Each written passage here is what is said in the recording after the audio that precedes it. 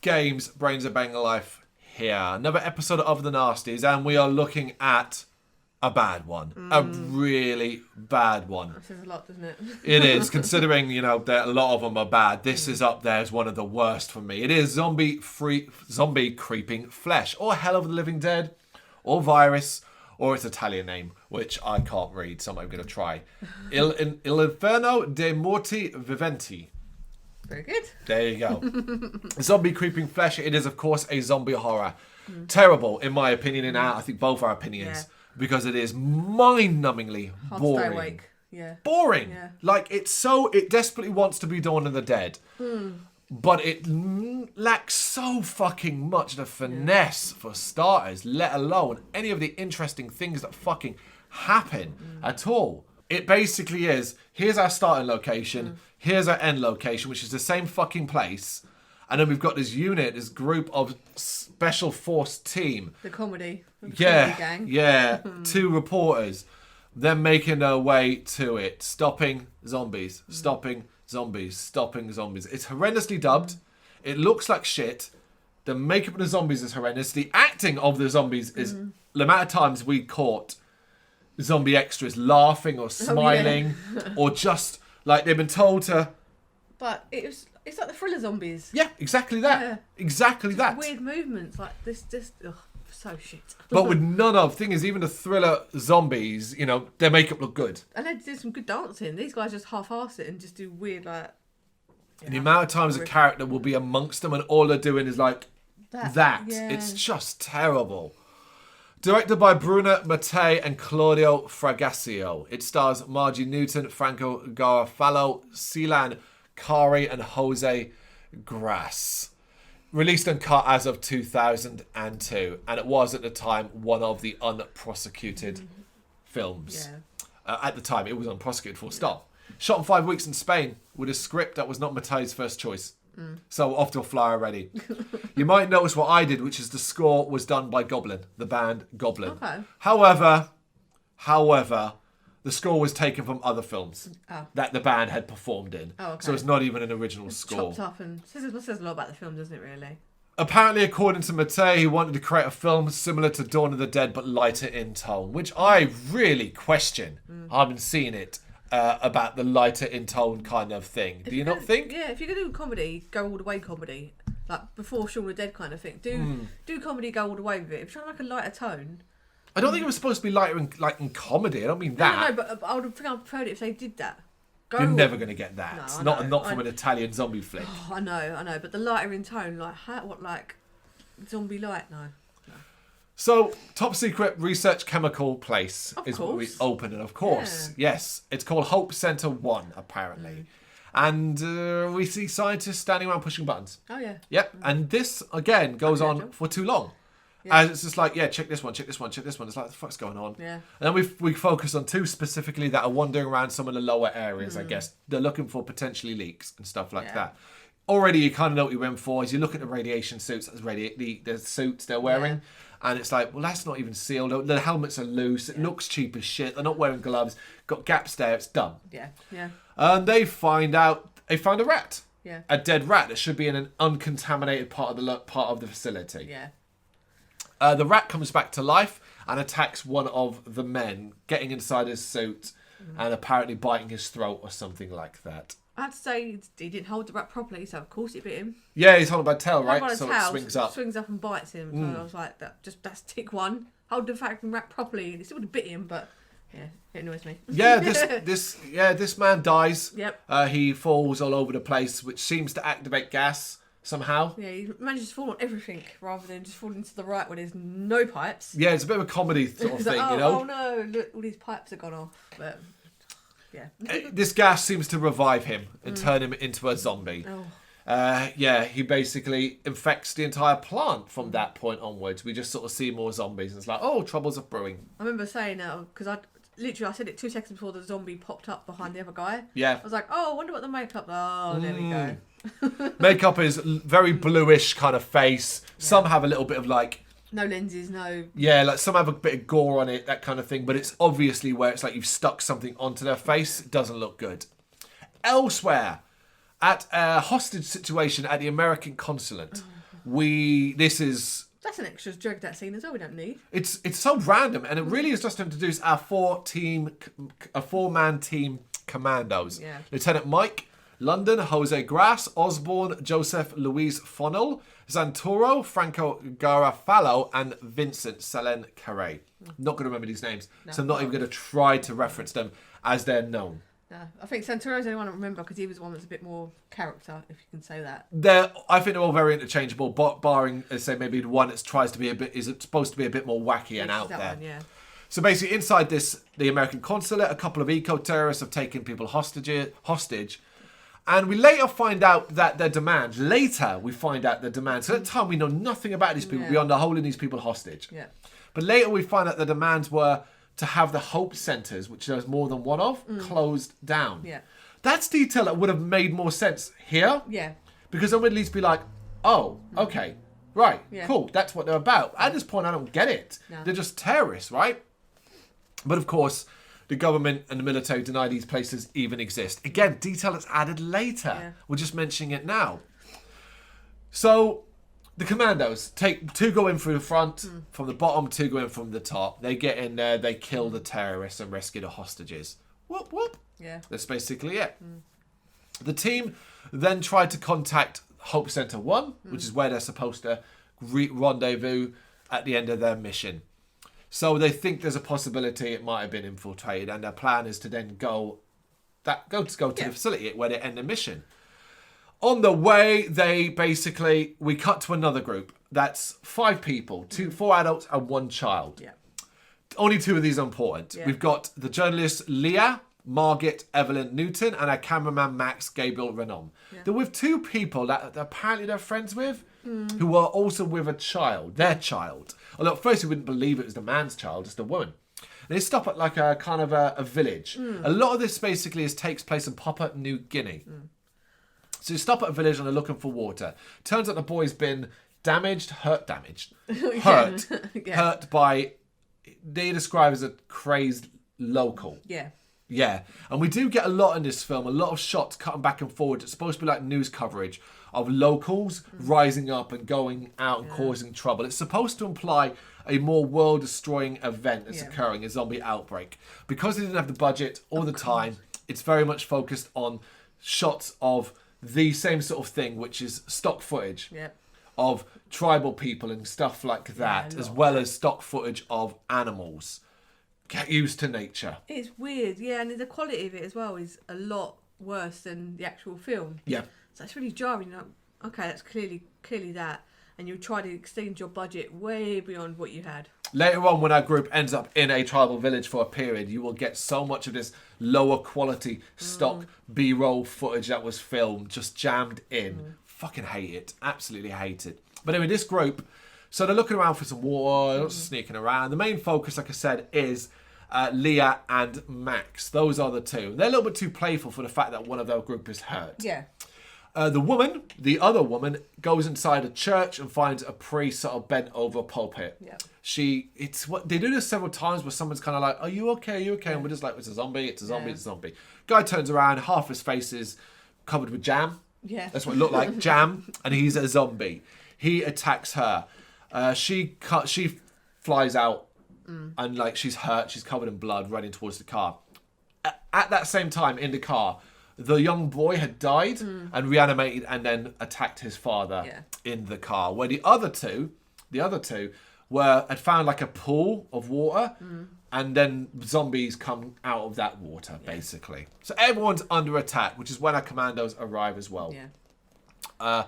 Everyone but the cameraman Max and Leah end up dying in these scenes. It's a good shot of like when he opened the car door and the boy is eating out of his father, like his father's chest, so to speak. That I think is pretty cool. Quite effective. It's all blood all over his face. Yeah. I had only one issue with it. One issue, and it's when Max looks in the car and he turns around and he vomits out what looks like scrambled egg. Oh yeah. Or cottage cheese, as you called it. Yeah, like cottage cheese.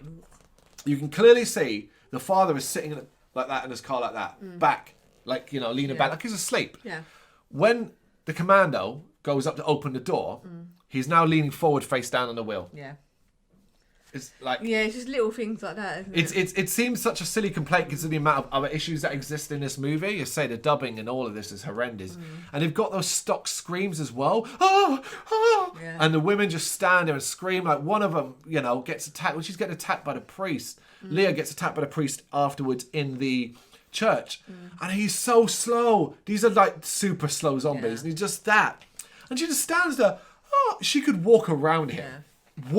Stroll around him. She allows him to get up so close that she's about to fucking die. Yeah, they're just the worst. They are the worst. I mean, there's a scene in this I thought was sort of taken by hot shots and done again. Yeah.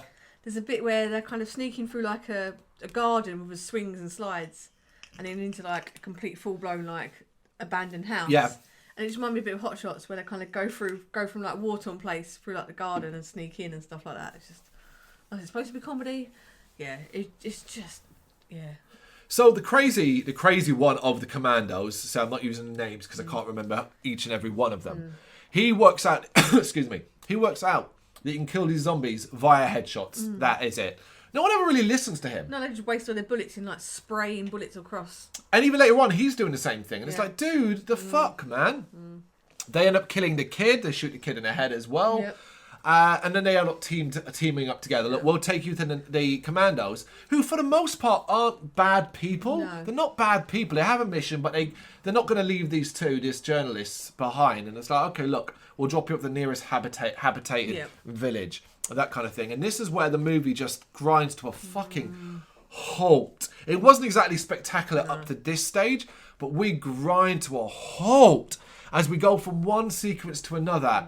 And here's the problem. The sequences we go into, none of them are exciting or good. No. They all revolve around the same thing, which is them stopping for whatever stupid reason, sneaking around. Did you hear that? Did you see that? And then here come zombies. Yeah. And a lot of the time as well, they exaggerate to the point. The biggest hilarious exaggeration comes at the end. One of them goes, oh, look at this. The bushes are full of them. 2. Camera switches to that shot. There are 2 zombies. 2 fucking zombies. And the same in the forest scene, when it's like, oh, they're everywhere. And there are a few, there's a group of 4, and a group of 2 come out of different sections. But I wouldn't go to say full of them. No. And they're so slow you can kind of like have a cup of tea and... You could... They're not threatening. No. They're not threatening because they're impossibly slow. To the point that same sequence that I'm talking about has a crazy commando go amongst them, like he walks into them and he's amongst them going, yeah, you know, all the time it's this jabbering. When they do dubbing, for some reason they become obsessed with just having the character say constant shit because his mouth is moving. Yeah. And it's just like, yeah, get away from me, you dirty beast. What are you going to do, you dirty beast? And it's constant. You horrible, you know, savages and all this. And then the zombies they're doing... Just wacky, it's awful. And you will see constantly on the fringes, one of them will be laughing or smiling. Yeah, you know, and like this one particularly we're talking about, you could see clearly one of the men was just like... And it's just like, good God, get that right. Yeah. This is basic shit. And it's just that we're moving from one area to a fucking another, you know. Nothing, no one really dies, there's no action, there's nothing about that. You get a little bit of tension between the 2 groups because, again, that's something that could have been played up, but it wasn't. Because ultimately, I don't think they wanted to make their commandos look like bad guys. There's a bit of a dispute when one of the cars breaks down and the cameraman wants to bring all his gear. And they're like, look, we can't fit everyone in this car, we'll only bring essentials. I'm on their side. Yeah. We get, and they sort of knock down and beat up the cameraman a bit. She ends up pulling a gun out and holding it up to the commanding officer's head. Yeah. And I swear, this monologue felt like it was an hour long. Yeah. She talks for 3 or 4 minutes straight about shit you don't even need to know. Yeah. You don't think I'll shoot you? I've shot a man before, the man that raped me and stuff like that. And it's like, the fuck's going on? Yeah. And in the most hilarious fucking cut, she tells them to throw their guns down. The movie, telling you, it literally cuts and suddenly she's not got the gun anymore. Yeah. You don't see him take the gun off her or anything. She just doesn't have the gun anymore. And it was like, the fuck happened there? It's definitely a slog, isn't it? We're only like over halfway through at this fucking stage. Because I said there's lots more driving around, lots more shit, and lots more we're trying to find our way here. The next big sort of sequence that occurs at the house you referenced before, this abandoned house that they go into. One of the commandos goes weird here. He decides to put his guns down, put on a tutu, wear a top hat and a cane, and go dancing through parts of the house, laughing his head off. An abandoned house, he has no clue what's behind every corner. He's already encountered zombies, so he knows that things are not normal at the moment. It's just... It would have made more sense if this had been our crazy guy, the one that was losing his mind a little bit. Yeah. But no, it's just this guy that's been perfectly fine up to now, decides to do this. And guess what? He gets cornered by zombies and killed. Zombies converge in the house. There's a lot of fighting them back, that kind of thing. But again, it's lazy shit. Like the zombies grab hold of Leah and they're pulling her through the window. But it's filmed too long to the point where the zombies outside, the actors can't actually pull her out, obviously. Yeah.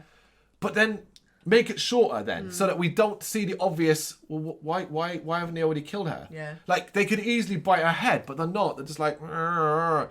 The same when she comes to be rescued, you know, they grab his gun and they pull it out. But again, like, nothing ever bites his arm. No, nothing. He's got his arm out amongst them and nothing bites his arm. It kind of reminds me like when wrestling moves are done like wrong. They set up for a wrestling move too early and it's like, why are you not moving? Are you setting up? Oh, you're setting up for that. Like, it's just... really clunky. It's really, really clunky. It's just so many times when it's like cut from that scene, cut to something else, cut to this. But the movie's so stretched out, so padded that there's fuck all they can do about it. Then, you know, they eventually end up at the beach. Thank fuck they end up at the beach. And this is where we talked about earlier on, seeing the two zombies on the horizon. Yeah. They get inside a raft and take it to Hope Center 1. So we're back at this place. Now, I like to look at this place. Yeah. It is an industrial power plant. That much is clear. And I think that kind of works quite nicely for a chemical facility. Yeah. Calling it a secret might be a bit of a stretch when it is massive. Yeah. The actual location is humongous. And on like a beachfront kind of thing, you know, someone's going to see that flying over, that kind of thing. But they sort of look around and obviously it's deserted for now. We do get a pretty cool lift sequence. I think the lift sequence might be the best part, so to speak, which is when they've kind of split up to find the lift. And they find the lift and they all reconvene. The lift doors open and, of course, it's filled with zombies. Yeah, of course, yeah. This is where we lose two characters, in fact. We lose Max, the cameraman, as he's dragged into the lift and eaten. Let's talk here now, because I noticed it more here than anywhere else about these bite scenes. Yeah. You know? About these bite scenes. They're awful. Yeah. You'll see someone put their mouth on someone's arm, come away with flesh in their mouth, but their skin will be completely unharmed. Yeah. Completely unharmed, where they've just got a bit of meat in their mouth. Yeah. And it's shit like that. And you see it quite heavily here as well. Our crazy commando also dies. You know, we have glossed over, we'll back up a bit here because I have kind of missed a bit. We did gloss over the part at the village, which we mentioned earlier on with the tribal people and all that. That just leads a very long sequence again and just leads to more zombies attacking them there. So we lose several characters in a row here as well, as one of their commanding officers is bit on the throat. Yep. He survives for a bit, and it kind of turns out that potentially they may have been there to destroy the evidence, as he goes into the office and starts burning bits of paper. Yeah. It would take him quite a while, but he ends up dying before then. Our last two characters, which is our top guy, I think it's Mike London, I think he's the top guy, Mike, and Leah are the last two alive. And she kind of goes to the bottom and monologues again about how like destruction of the planet and the world, and this is our own fault and all that. And while this is happening, you see hordes and hordes of zombies calmly walking downstairs, you know, perfectly ordered, no knocking into each other and stuff like that. We see our other commandos who are now zombies as well, and they basically convene on our last two heroes and they die. And I was like, oh, thank fuck it's over. But it's not. As we then cut to a bar in some unknown town, Western town by the look of it, where a young couple are watching the news and some guy talking about how a corpse reanimated on his operating table. They're like, oh, of course that's not true. They go outside, they playfully, he wants to bang, she doesn't. He gets pissy about it, yay. Then she wants a light and he won't give it to her, so she goes, I'm going to go ask that strange man for a light. It's another one of those, from the back. She taps him on the shoulder, he turns around. Makeup on him's not too bad. Yeah. It had like a hole in his cheek that I thought looked quite good. Yeah. Save that to the end. Yeah, she then gets attacked by loads of zombies. He watches in horror before he gets attacked by zombies. Obviously, it's implying, kind of like Zombie Flesh Eaters finale, where you see the zombies walking across the Brooklyn Bridge. Like, oh, it's worldwide beating and stuff like that.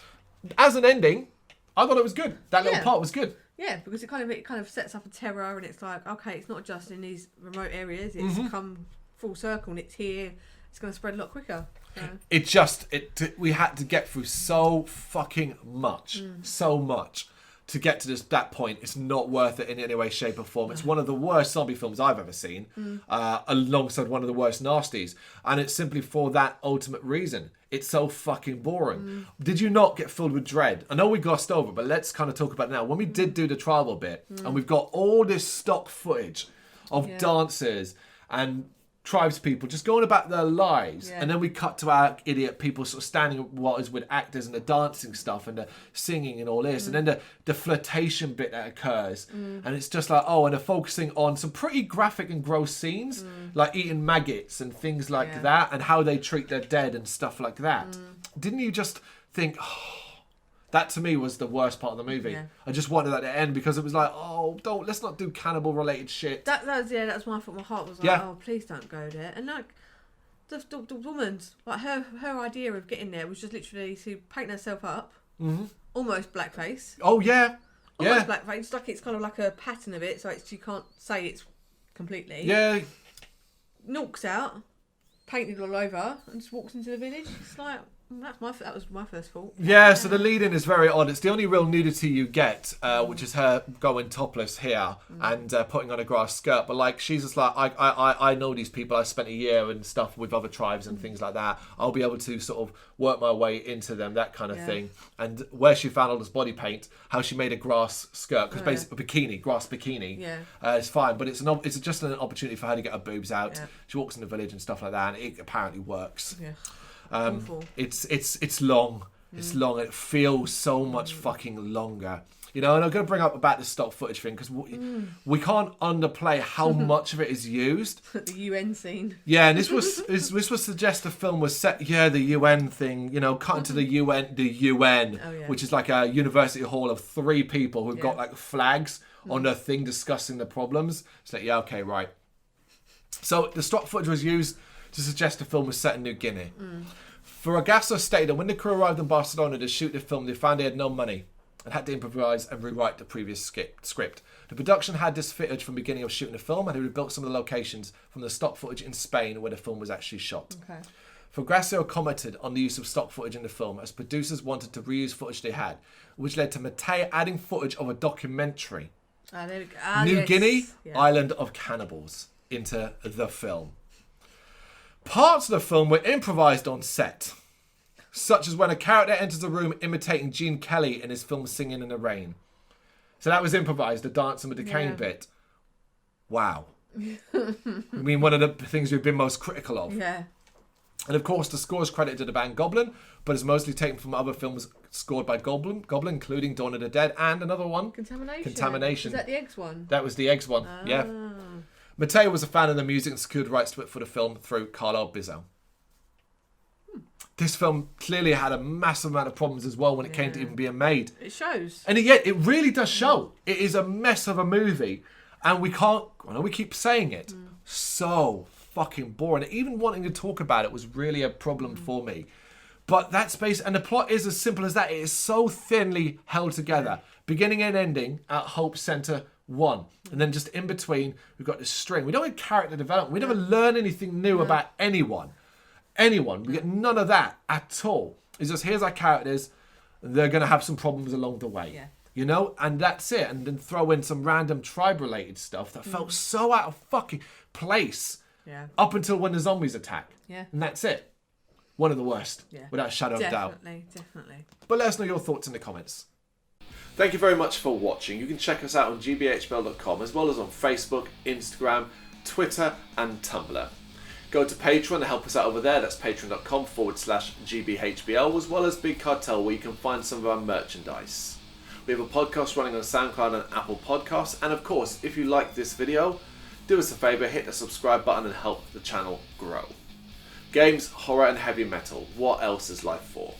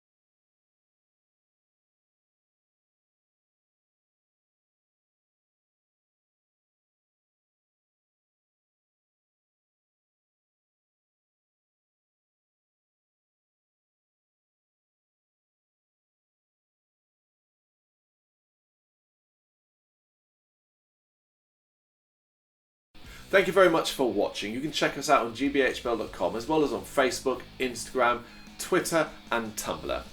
Go to Patreon to help us out over there. That's patreon.com/gbhbl, as well as Big Cartel, where you can find some of our merchandise. We have a podcast running on SoundCloud and Apple Podcasts. And of course, if you like this video, do us a favour, hit the subscribe button and help the channel grow. Games, horror and heavy metal. What else is life for?